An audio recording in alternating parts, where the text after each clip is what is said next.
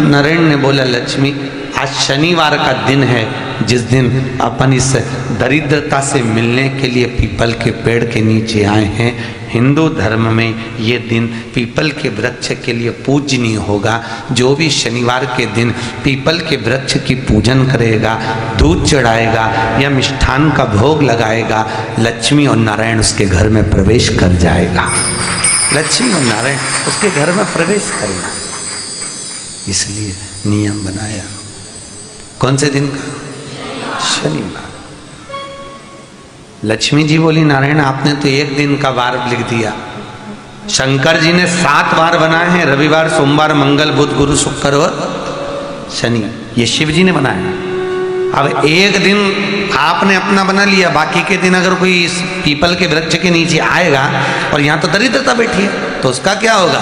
भगवान नारायण बोले, सुन दरिद्रता, तेरे से एक विनती है, अगर कोई भी मनुष्य इस पीपल के पेड़ के नीचे अगर 7 दिन में आता है और उसके हाथ में अगर कोई सामग्री होती है तो तू उसके घर में प्रवेश नहीं करेगी।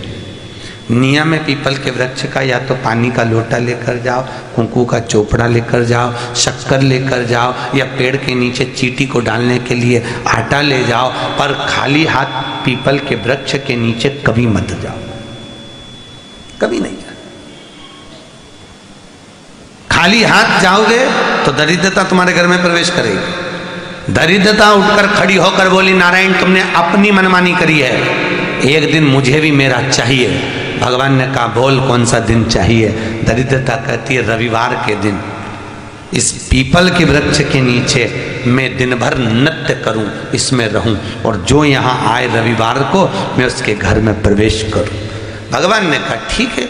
दरिद्रता, रविवार का दिन एक ऐसा दिन रहेगा जिस दिन तू इस पीपल के वृक्ष के नीचे नृत्य करेगी, और जो आएगा इस पीपल के वृक्ष के नीचे तो उसके साथ प्रवेश करेगी।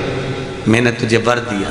इसलिए हमारे यहाँ केवल पीपल का वृक्ष अगर दीवार में भी लग जाता है ना, किसी की फैक्ट्री की दीवार में, किसी के घर की दीवार में पीपल का वृक्ष अगर लग जाता है, पीपल का पौधा लग जाता है, उसको कितना भी तोड़ लो वो वापस लग जाएगा। फिर तोड़ोगे फिर लग जाएगा। अगर पीपल के पौधे को तोड़ना है तो केवल रविवार का दिन एक नींबू, एक मिर्ची और बमूल का कांटा, ये 3 चीजें रखने के बाद में आधे घंटे बाद रविवार के दिन पीपल के पेड़ को उखाड़ कर फेंक दो। दूसरी बार कभी पीपल दीवार में लगता ही नहीं है, कभी नहीं लग सकता। केवल एक रविवार का, केवल एक संडे, इतवार का। घर में दीवारों पर अगर पीपल लग भी गया है, इसलिए पीपल के वृक्ष को उखाड़ने का, अगर घर में पीपल लगा हुआ है या पीपल का पौधा हमारे घर में लग गया, उसको उतारना, निकालना, लगाना, तो पीपल के वृक्ष को अगर निकाला जाता है तो रविवार के दिन, और अगर पीपल के वृक्ष को कहीं लगाया जाता है तो सोमवार के दिन या मंगलवार के दिन, बुधवार के दिन, इन दिनों में लगा सकते पीपल के वृक्ष कहीं लगाना। शनिवार का दिन एक ऐसा दिन होता है जिस दिन पीपल के वृक्ष को कहीं जाकर लगाया नहीं जाता, क्योंकि शनिवार के दिन पीपल के वृक्ष के नीचे लक्ष्मी रहती है। हम अपने हाथों से अगर पीपल का वृक्ष किसी दूसरी जगह पर शनिवार को रोपित करते हैं तो हमारे घर की लक्ष्मी अपने घर से छिन्न होकर चली जाती है। इसलिए शनिवार के दिन पीपल लगाया नहीं जाता, किसी के घर जाकर उसको वापस पलटा नहीं जाता। लग गया उसको डर। प्रभु मेरी धर्म पत्नी को कहाँ रखूं आप बताओ? वो तो जहाँ यज्ञ होता है, अनुष्ठान होता है, दान होता है, पुण्य होता है, सत्कर्म होता है, वहाँ जाने को तैयार नहीं। अब करूँ क्या? भगवान ने बोला, एक काम करो। दुर्वासा जी बोले, जिसके यहाँ रात्रि में बर्तन झूठे पड़े रहते हो, उसके घर में इस दरिद्रता को लेकर तुम प्रवेश कर जाना। जिसके यहाँ रात्रि में बर्तन झूठे पड़े हो, वहां लेकर प्रवेश कर जाओ। दूसरी जगह दुर्वासा जी बोले, जो स्त्री घर में दोपहर के समय पर सो रही हो, उसके घर में इसको लेकर प्रवेश कर जाइए। जो स्त्री दोपहर के समय में घर पर सो रही हो, इस दरिद्रता को लेकर प्रवेश कर जाइए।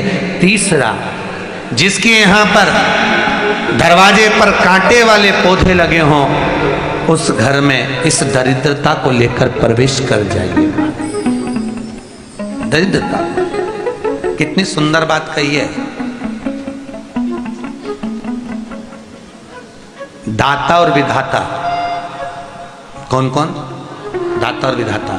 लक्ष्मी और दरिद्रता के सगे भाई हैं। कौन कौन? दाता और विधाता। दाता को फिटकरी प्रिय है, विधाता को नमक प्रिय है। ये दोनों हमेशा लक्ष्मी को और दरिद्रता को दोनों को समझाते थे, दोनों में प्रेम बढ़ाते थे। आज भी हिंदू धर्म की रीति है, यहाँ तो ठीक है, जिसके यहाँ पर भी अगर थोड़ी सी भी परेशानी होती है, थोड़ा सा क्लेश होता है, अशांति होती है, लक्ष्मी नहीं टिक रही हो, काम नहीं बन रहे हो, बहुत प्रयास करा जा रहा हो और हमारा कार्य नहीं होता, तो क्या करते हैं? फिटकरी और नमक को पानी में डाल देते हैं और घर में पोछा लगा देते हैं। आप लोगों ने आजकल फेसबुक पे भी पढ़ा होगा, व्हाट्सएप पे भी पढ़ा होगा। तो क्यों लिखा उसमें? उसका कारण ही केवल ये है कि दाता और विधाता की प्रियता उसमें। माता ख्याति के जो 4 बच्चे हुए, इसमें जो 2 लड़के हैं, दाता और विधाता, उसकी प्रियता उसमें, उसकी पूर्णता उसमें। अब दुर्वासा जी बोले अपनी धर्म पत्नी को वहां लेकर, जहां कांटेदार पौधे लगे हों वहां पर लेकर प्रवेश कर जाइए। कांटेदार पौधों में उस दरिद्रता का निवास हो गया। कितना विचित्र कथा यहां वर्णन करी है। श्रीमद् भागवत के अंतर्गत जो वर्णन किया कि मृत्यु निश्चित है, चिड़चिड़ करता है या गलत मार्ग पर चलता है। श्रम्भेश्वर महादेव शंकर जी का एक नाम है, श्रम्भेश्वर महादेव।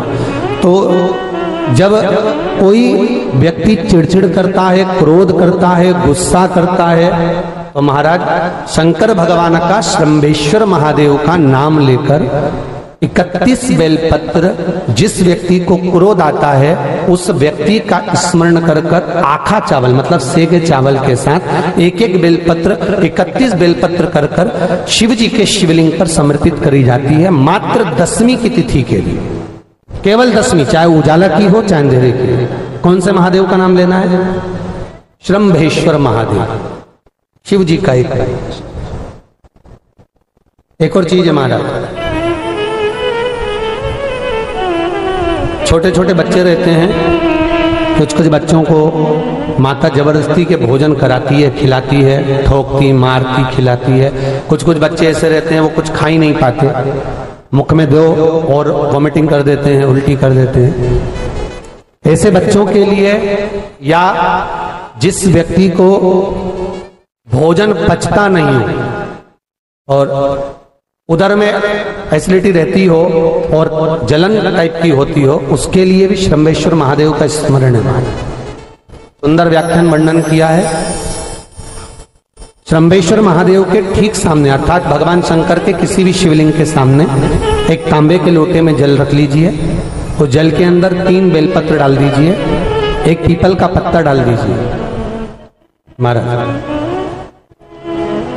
शमी के 11 पत्ते कलश को छुआकर शंकर भगवान के शिवलिंग पर श्रम्भेश्वर महादेव के नाम से चढ़ा दीजिए। उस जल को उठाकर ले आइए, एक रात्रि तक घर के अंदर रखना है। उस जल को श्रम्भेश्वर महादेव का नाम लेकर, जिस व्यक्ति को एसिडिटी होती हो या उदर खराब रहता हो या भोजन नहीं पचता हो या पेट से जुड़ी हुई प्रॉब्लम हो या बच्चों को भोजन कराते हैं और वो वोमिटिंग कर देते हो, ऐसे बच्चे को या भोजन नहीं भा रहा हो ऐसे व्यक्ति को उस जल को सवेरे दोपहर शाम 3 बार श्रम्भेश्वर महादेव का नाम लेकर आचमन कराना प्रारंभ कर दो, पिलाना चालू कर दीजिए। 3 या 4 दिन पिलाओगे, अपने आप उदर में भी आनंद रहेगा, बच्चा भोजन करना भी प्रारंभ कर देगा। श्रम्भेश्वर महादेव